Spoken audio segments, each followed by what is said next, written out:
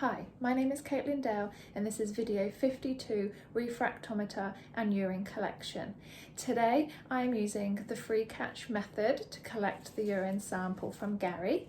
She is urinating naturally and it can sometimes be a little bit hard to handle, so rather than stressing her out to express her bladder or sedating her so we can catheterize or do a cystocentesis, we are going to try this collection method first. So I do need to get all of my equipment ready. So over here I have got my kitty litter tray, so I am going to be using this as my collection device. I do need to ensure that it is as clean as possible. And we are also going to be using non-absorbable kitty litter, or these pearl beads, which we do use in our clinic, just so that we can collect the urine and it doesn't get absorbed by any of the kitty litter. Although the urine sample that we will be collecting from this collection device isn't classed as sterile, I am going to be collecting my urine sample and placing it into a sterile collection pot. To transfer over the urine from the kitty litter tray into the sterile pot, I will be using a clean and undamaged pipette. I've got my PPE, so I do have my gloves here. I have my refractometer kit. I have my distilled water, so I'm able to calibrate my refractometer before use, and the pipette, a clean, undamaged pipette to transfer the distilled water onto the refractometer. Video 52, refractometer and urine collection, resuming. So now that I have my urine sample from Gary, I'm going to transfer the urine from the kitty litter tray into the sterile pot using a clean pipette.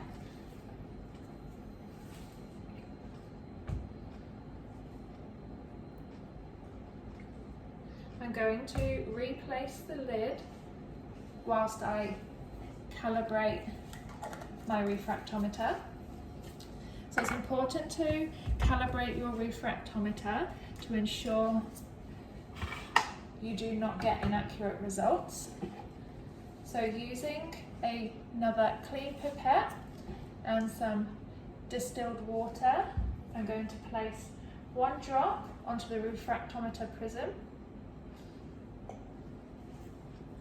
close the flap and hold the refractometer up to the light.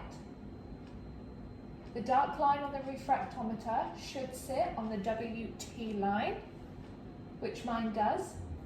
If it didn't, what I can do is use the screwdriver inside the refractometer kit, and using the small screw on top of your refractometer, I can use the screwdriver to adjust where the blue line sits on the refractometer screen.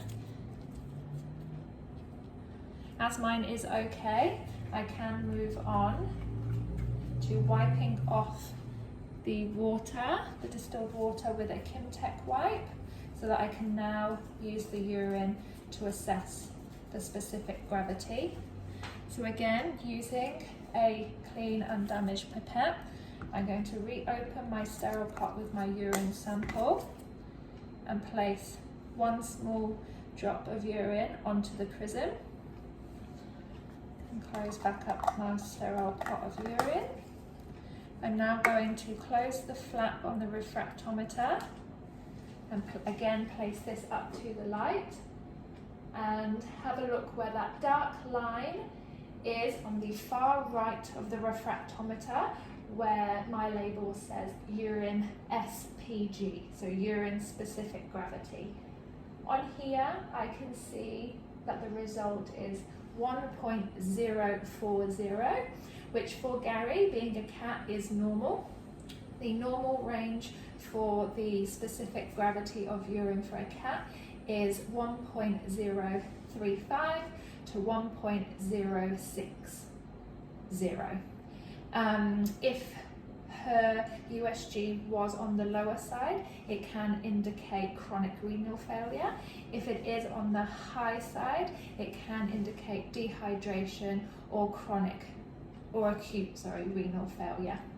So now that I have done my specific gravity, I'm going to clean my refractometer before putting it away. So I'm going to raise the flap, use another clean Kimtech wipe to wipe away that urine off of the prism and the flap. If there was any residue stuck onto the prism, I can use a clean pipette and place a little bit more distilled water onto the prism just to get those marks off. I'm now going to dry off the prism and the lid, close it back up and pop it back into its case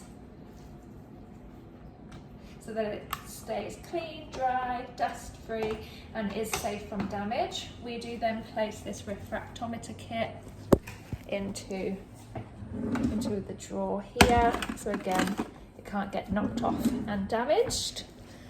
Now that I have finished, I can place the urinary beads into the clinical waste bin, which I've got set up over here.